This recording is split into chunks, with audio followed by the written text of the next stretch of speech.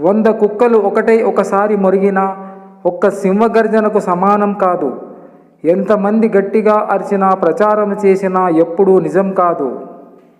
ధర్మహాని అధర్మవృద్ధి జరిగినప్పుడు దుష్ట శిక్షణ శిష్ట రక్షణ కొరకు ప్రతి యుగములోనూ నేను అవతరిస్తాను అన్నాడు శ్రీకృష్ణ పరమాత్ముడు. కోల్పోవడములో ఉన్న బాధ తెలిసినవాడు పక్కనోడిది దోచుకోడు. ఇవ్వడములో ఉన్న ఆనందం ఎరిగినవాడు ఉన్నది దాచుకోడు. కోల్పోయినంత మాత్రాన చెడ్డవాడు కాదు, ఇస్తున్నంత మాత్రాన గొప్పోడు కాదు. ప్రతిదానిని నడిపించేది కారణం ఒకటి ఉంటుంది. నేను అనే ఆత్మాభిమానం మనిషిని ఎంత పైకి తీసుకెళ్తుందో నేను అనే అహంకారం మనిషిని అంతగా దిగజారుస్తుంది. ఓదార్పు పేరుతో మన రహస్యాలను తెలుసుకోవాలనుకునే మనుషులే ఎక్కువ. జర జాగ్రత్త నేస్తమా. ఆత్మ వినాశానికి దారి తీసే నరకద్వారములు 3 ఉన్నాయి: కామము, క్రోధము మరియు లోభము. కాబట్టి అందరూ వీటిని విడిచిపెట్టాలి. జపం 108 సార్లు చెయ్యమంటే మనసు ఎక్కడెక్కడికో తిరుగుతుంది. 500 రూపాయల నోట్ల కట్ట లెక్క పెడుతుంటే మాత్రం ఎక్కడ లేని ఏకాగ్రత వస్తుంది. అవునా కాదా? నిజం చెప్పండి మిత్రమా. భార్య అంటే భర్తలో సగం భాగం అంటారు కదా. మరి భార్యను బాధ పెడితే తనకు తాను బాధించుకున్నట్లే కదా. అమ్మ మన దగ్గర ఉండదనే కదా రెండో అమ్మగా భార్యగా వచ్చింది. అర్థం చేసుకోండి. మనస వాచ కర్మణ నా గుండెల్లో గుడి కట్టుకుని నింపుకున్న నా దైవం, నా గురువు, నాకు జన్మనిచ్చిన అమ్మ. ఏ మనిషి ఎప్పుడు ఎలా కాలం చేస్తాడో తెలియదు. కానీ బ్రతికి ఉన్నంత కాలం మాత్రం మన చుట్టూ ఉన్న బంధాలను మన ప్రవర్తనతో కంటతడి పెట్టించకుండా బ్రతికితే చాలు. అదే మనకు 10 కాలాలు నేస్తం.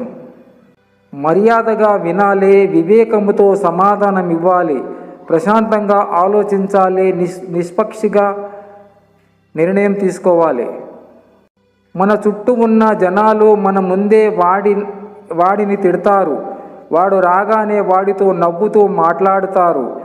అన్నీ తెలిసిన మనం పిచ్చివాళ్ళం. ఎందుకంటే మనం వాడికి చెప్పలేం, వీడిలాగా నాటకాలు ఆడలేం కదా. అందుకే మిత్రమా, సమాజంలో బతకాలంటే నటించడం రావాలి. చింత చితి పలకడములో కొంచెం తేడా కనిపిస్తున్నా కానీ దహించి వేయడములో మాత్రం రెండింటి గుణాలు ఒకటే. చితి నిర్జీవులను దహించి వేస్తే చింత సజీవులను దహించేస్తుంది. మనసులో మాట, సమాజములో ఈ రోగాలు ఎక్కువయ్యాయి. నమ్మకాలు తక్కువ, నాటకాలు ఎక్కువయ్యాయి. కళ్ళు తమని తాము నమ్ముతాయి, చెవులే ఇతరులను నమ్ముతాయి. ఏదో అన్నారని ఒకరి కోసం మరే ప్రయత్నం చెయ్యకు. నీవులా జీవించు. నీ మనసుకు దగ్గరగా ఉన్నవారు మన జీవితంలోకి వస్తారు. ఆ భగవంతుడు నీ జీవిత కథను ఇంకా వ్రాస్తున్నాడు. నీవు ఆయన రాసే కళాన్ని దొంగలించడానికి ప్రయత్నించక వ్రాసే రచయిత మీద విశ్వాసంతో ఉండు. సముద్రం లోతునైనా పసిగట్టగలం కానీ మనిషి మనసు లోతును పసిగట్టలేం. మన పరిస్థితిలో మనం సమయం ఎప్పుడూ మారుతూనే ఉంటాయి. కానీ మంచి అనుబంధం ఎప్పటికీ మారదు. ఒకప్పుడు మనిషి చచ్చిపోతే ఆత్మ తిరుగుతూ ఉండేది. ఇప్పుడు ఆత్మని చంపుకుని మనిషి తిరుగుతున్నాడు. రోజులు మారాయి. చావలేక బ్రతుకుతున్నాడు, బ్రతకలేక చస్తున్నాడు. కానీ నటించలేక నరకం చూస్తున్నాడు నేటి మనిషి. భయపడుతూ ఉన్నవాడే నమ్మకాన్ని నిరంతరము నిలబెట్టుకోవటానికి ప్రయత్నిస్తాడు. పొగిడితే చిన్నగా నవ్వి, తిడితే మౌనంగా ఉండేవాడు ఉత్తముడు. వ్యక్తిత్వం బాగుంటే అభిమానం పెరుగుతుంది. గుణం బాగుంటే ప్రేమ పెరుగుతుంది. సంస్కారం బాగుంటే గౌరవం పెరుగుతుంది. మాట బాగుంటే మర్యాద పెరుగుతుంది. నడవడిక బాగుంటే మంచి సంబంధాలు పెరుగుతాయి. గుండెల్లో అగ్నిపర్వతం బద్దలవుతున్న పరిస్థితులకు అనుగుణంగా మౌనంగా ఉండడమే మనిషి సహజ లక్షణం. సమాజం అనే రంగస్థలంపై జీవితం అనే నాటకములో అద్భుతంగా నటిస్తూ ప్రతి క్షణం జీవిస్తున్న ప్రతి ఒక్కరూ పాత్రధారులే. విలువ కట్టి కొనలేనిది మానవ జన్మ. ఆస్తులు అమ్మి తిరిగి రానిది చేసిన కర్మ. నీ ముందు నీ మాట, నా ముందు నా మాట మాట్లాడే వాళ్ళకి ఎంత దూరంగా ఉంటే అంత మంచిది మిత్రమా. ఐసులా కరిగిపోయే ఐశ్వర్యం కన్నా మాటలా నిలిచిపోయే మంచితనమే గొప్పది నేస్తమా. ఉన్నదంతా పోగొట్టుకున్నప్పుడు మనిషి బికారి కాడు, పోయిందంతా తిరిగి సంపాదించగలను అనే నమ్మకాన్ని కోల్పోయినప్పుడే మనిషి నిజమైన బికారి అవుతాడు. జనాలు అర్థం చేసుకోవడంలో వెనుకుంటారు, అపార్థం చేసుకోవడంలో ముందుంటారు. మితిమీరిన విశ్రాంతి అన్ని విధాల అనర్థం. పనిని అభిమానించడం మొదలు పెడితే విజయం దానంతట అదే వస్తుంది. మనిషి సర్వనాశనం అవ్వడానికి దురలవాట్లు, చెడు వ్యసనాలు మాత్రమే కాదు, అతి మంచితనం ఉన్నా సరిపోతుంది. జీవితంలో అవసరాలు అందరికీ వస్తాయి. నేను ఎదుగుతున్నాను, నేను సంపాదిస్తున్నాను, నాకు ఎవరితోనూ అవసరం రాదు లేదు అనుకోకు. ఏ సమయం ఏ రోజు ఎలాంటిదో నీకేమి చెప్పిరాదు. బాగా గుర్తుపెట్టుకో. ఎవరిని తక్కువగా అంచనా వేసి చులకనగా చూడకు. ఏ తల్లి తన కోసం వంట చేసుకోదో, ఏ తండ్రి తన కోసం సంపాదించుకోడు. ఏ తల్లి తన కోసం వంట చేసుకోదు, ఏ తండ్రి తన కోసం సంపాదించుకోడు.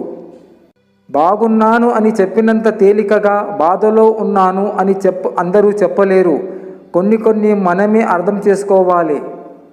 మంచిగా ఉన్నప్పుడు మనసైన వారితో మర్యాదగా ఉండు. మంచాన పడ్డ రోజు నీ మంచి చెడు చూసేది వాళ్ళే మరి మిత్రమా. రాత్రి అనేది నిద్రొచ్చే వాళ్లకు వరం, గుర్తొచ్చే వాళ్లకు శాపం. మనం ఇష్టంగా అనుకున్నదే అదృష్టం, బలంగా కోరుకున్నదే భవిష్యత్తు.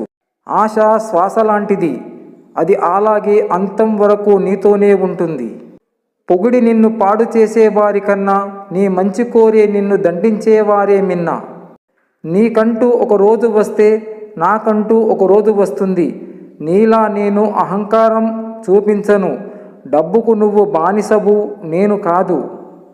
ఒక మనిషితో మాటలు పడుతున్నావంటే అది నీ చేతకానితనము కాదు, నీ సహనానికి పరీక్ష. దారి చూపేందుకు ఎవరు లేనప్పుడు నీ అనుభవమే నీకు మార్గదర్శి అవుతుంది. నమ్మకం మీ మీద ఉంచుకుంటే అది మీకు బలం అవుతుంది. వేరొకరిపై ఉంచితే అది మీ బలహీనత అవుతుంది. ఎవరో అడిగారు సమాజాన్ని ముందుకు తీసుకెళ్ళడానికి ఏం చెయ్యాలని.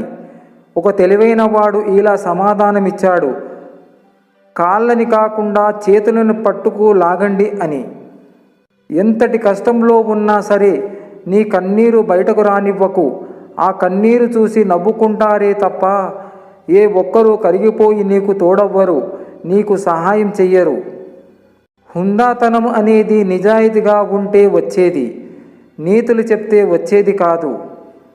దైవంపై నమ్మకం ఉంచి మన మనస్సు నిర్మలంగా ఉండి మనస వాచ కర్మణ మనం న్యాయబద్ధంగా ఉన్నంత వరకు ఏ గ్రహాలు దుష్టశక్తులు మనల్ని ఏమీ చెయ్యలేవు. ఇదే కర్మ సిద్ధాంతం. దేవుడు కనబడితే దండం పెట్టకపోయినా పేదోడు కనబడితే అన్నం పెట్టండి, ఇదే మానవత్వం. అలవాటు పడితే అదుపు చేసుకోవడం కష్టం, కానీ ఆచరిస్తే అనుకున్నది సాధించడం కష్టం కాదు. ఊర కుక్క కూడా తనని తాను సింహమనే అనుకుంటుంది. అనుకోవడంలో తప్పులేదు, కానీ గ్రామానికి మాత్రమే అని మర్చిపోతేనే కష్టం. ఇంద్రధనస్సు ఒకేసారి 7 రంగులను చూపిస్తుంది, కానీ మనిషి మాత్రం టైంని బట్టి ఒక్కొక్క రంగును బయటకు చూపిస్తాడు. మంచితనానికి విలువ లేదు అనేది ఎంత నిజమో, మన మంచితనమే మనల్ని కాపాడుతుంది అనేది కూడా అంతే నిజం మిత్రమా. జీవితం మరియు కాలం ఈ ప్రపంచంలోనే గొప్ప గురువులు. కాలాన్ని ఎలా ఉపయోగించాలి అన్నది జీవితం నేర్పిస్తుంది. జీవితం ఎంత విలువైనదో కాలం నేర్పిస్తుంది. కొన్నాళ్ళు ఈ భూమికి అరువుగా వచ్చాం, కొన్నాళ్ళకి ఈ భూమికి ఎరువుగా మారుతాం. ఈ మధ్యలో పరువుగా బతికేద్దాం. టైం వస్తే వాడుకోవడం కాదు, ఆదుకోవడం నేర్చుకో, అర్థం చేసుకోవడం నేర్చుకో. నీ ప్రతిభ తెలిసిన వాళ్ళకి రుజువులు అక్కర్లేదు, నిజాయితీగా ఉంటే చాలు. తెలివి ఉందని ఇతరులను ఎప్పుడూ మోసం చేయడానికి ప్రయత్నించకు, ఎందుకంటే భగవంతుడు అందరికంటే తెలివైనవాడు. ఖచ్చితంగా నిన్ను మోసం చేస్తాడు మిత్రమా. మనిషి చనిపోతే 10 మందికి తెలుస్తుంది, కానీ మనసు చనిపోతే ఎవ్వరికీ తెలియదు. జీవితం విలువ జీవితంలో గెలిచిన వాడికన్నా ఓడిన వాడికే ఎక్కువగా తెలుస్తుంది.